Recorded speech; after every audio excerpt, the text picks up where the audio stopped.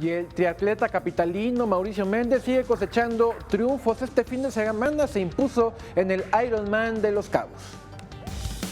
Con un tiempo de 3 horas 52 minutos 17 segundos, el capitalino Mauricio Méndez sigue creciendo a nivel internacional, como lo demuestra su nuevo logro, el primer lugar en el Ironman 70.3 Los Cabos.